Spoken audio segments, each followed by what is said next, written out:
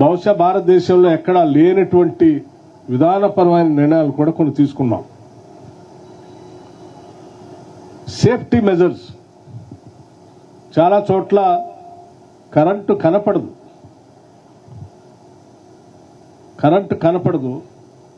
కానీ అత్యంత ప్రమాదకరమైంది కూడా. తెలియకుండా దాన్ని పట్టుకుంటే చాలా ప్రమాదకరమైంది కూడా. అలాగని కరెంటు పనిని ఆపేస్తే ప్రొడక్షన్ కూడా అయిపోతుంది. రాష్ట్రాభివృద్ధి కానీ దేశాభివృద్ధి కానీ దేనికైనా నిరంతరం కరెంటు సరఫరా జరుగుతూనే ఉండాలి. అప్పుడే ప్రొడక్షన్. ఏ ఉత్పత్తి అయినా విద్యుత్ శాఖతోనే ముడిపడి ఉన్నది. వ్యవసాయ రంగం కావచ్చు, పరిశ్రమ రంగం కావచ్చు, ఇన్ఫ్రాస్ట్రక్చర్ కావచ్చు, లేకపోతే ఇంకే రంగమైనా సరే ఉత్పత్తి రంగాల అన్నిటికీ కూడా అత్యంత అవసరమైనటువంటి విద్యుత్ శక్తికి సంబంధించి నిరంతర సరఫరా జరగటం అనేది అతి ముఖ్యమైనటువంటి అంశం. దానికి సంబంధించి ప్రజాప్రభుత్వం, మన ఇందిరమ్మ ప్రభుత్వం వచ్చిన తర్వాత ఎటువంటి ఆటంకాలు లేకుండా నిరంతరం కరెంటును సరఫరా జరిగేటువంటి కార్యక్రమాన్ని చేపట్టాం. ఈ చేపట్టే క్రమంలో కొన్ని చోట్ల లైన్ల రిపేర్లని, లేకపోతే న్యాచురల్ కెలామిటీస్ వచ్చినప్పుడు చెట్లు విరిగిపడో, వరద ముంపు వచ్చినప్పుడు పోల్ ఇరిగిపడో, కరెంటు తాత్కాలికంగా కొద్దిగా ఇంటరప్షన్ వస్తే కూడా ఆ చేసే ప్రక్రియలో తొందరపాటున తీసుకోవాల్సినటువంటి జాగ్రత్తలు తీసుకోకుండా కొద్దిమంది లైన్మెన్లు కొన్ని చోట్ల భద్రతా చర్యలు చేపట్టకుండా హడావుడిగా పనిచేస్తూ ఉన్నారు. సరే, మీ పని పైన మీకున్న నమ్మకంతో మీ నైపుణ్యాన్ని మీ దృష్టిలో పెట్టుకుని ఏం కాదులే అని చేస్తూ ఉన్నారు. కానీ శాఖను చూస్తున్నటువంటి ప్రభుత్వం సంబంధించిన మంత్రిగా ప్రభుత్వంలో ఈ ప్రభుత్వం ద్వారా కూడా మీ అందరికీ నేను సూచన చేయదలుచుకున్నాను.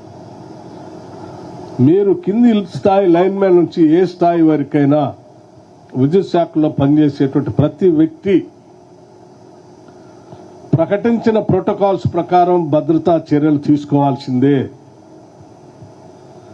ఆ ప్రోటోకాల్స్ను మీరు పాటిస్తే మీకు ఎటువంటి ఇబ్బంది లేకుండా ప్రాణానికి ముప్పు లేకుండా ఉంటుంది. అందుకోసమే నిర్దిష్టమైనటువంటి ప్రోటోకాల్స్ తయారు చేసి పైనుంచి కింది వరకు పంపించాం. పనిచేసే ముందు వాటన్నిటిని మీరు పాటిస్తున్నారా లేదా అని చూసుకొని వాటన్నిటిని పాటిస్తూ పనిచేసుకోవాల్సిందిగా ముందుగా నా సలహా, సూచన, అభ్యర్థన కూడా. దాంతోపాటు సరే, ఒక్కొక్కసారి యాక్సిడెంట్కి లాజిక్ ఉండదు.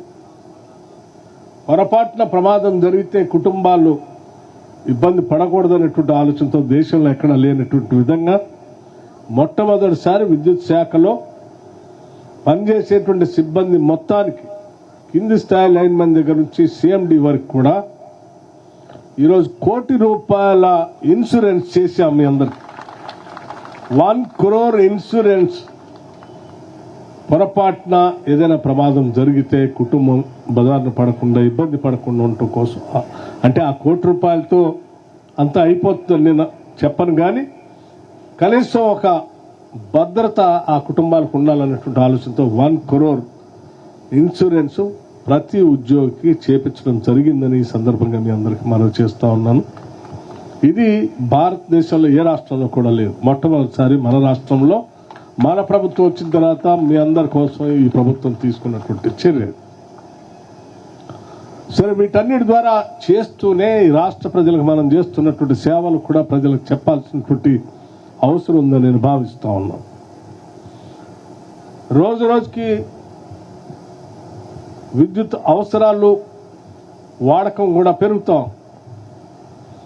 ఆ పెరిగే స్థాయి ఎక్కడి వరకు వెళ్తా ఉందనంటే మనం ఊహకు అందనంత స్థాయికి వెళ్తా ఉంది. దాన్ని మనం పూర్తి స్థాయిలో అందుకొని అది చేయకపోతే కూడా రాబోయే రోజుల్లో చాలా ప్రమాదకరమైన పరిస్థితుల్లో పడేటువంటి ఇబ్బంది ఉన్నది.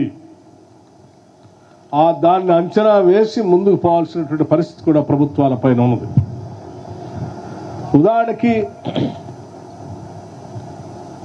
పెద్ద ఎత్తున ఈరోజు రాష్ట్రం నేను మొన్న చూశాను, మొత్తం స్టడీ చేసి లెక్క కట్టి ప్రజలందరికీ చెప్పాలనేటువంటి ఆలోచనతో మన ప్రభుత్వం రాకముందు కొన్ని విషయాలు చెప్పారు.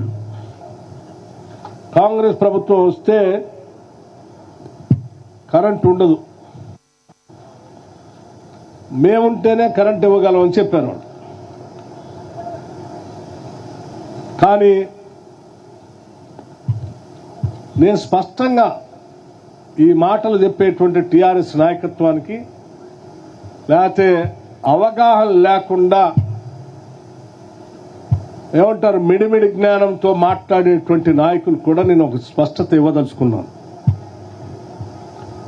నాకు తెలిసి అసలు కాంగ్రెస్ అంటేనే కరెంటు, కరెంట్ అంటేనే కాంగ్రెస్. ఎందుకనంటే ఈ రాష్ట్రంలో ఆనాటి ఉమ్మడి రాష్ట్రంలో కూడా పెట్టినటువంటి ప్రతి ప్రాజెక్టు కాంగ్రెస్ పార్టీ హయాం ఆనాటి ప్రభుత్వాల హయాంలో పెట్టినాయే. అదనంగా వీళ్ళు వచ్చిన తర్వాత పెట్టినవి ఏం లేవు. మొదలు పెట్టారు కానీ అవి ఏమీ ప్రొడక్షన్లో రాలేదు. సో నేను అందుకే అన్నాను, ముందు చూపుతో భవిష్యత్తు ప్రణాళికలు వేయగలిగేది కేవలం కాంగ్రెస్ పార్టీ, కాంగ్రెస్ ప్రభుత్వాలు. ఉదాహరణకి ఈ ఉమ్మడి ఖమ్మం జిల్లాలో ఉన్న కేటీపీఎస్ ప్రాజెక్టులకు సంబంధించి మీ అందరికి తెలియదు.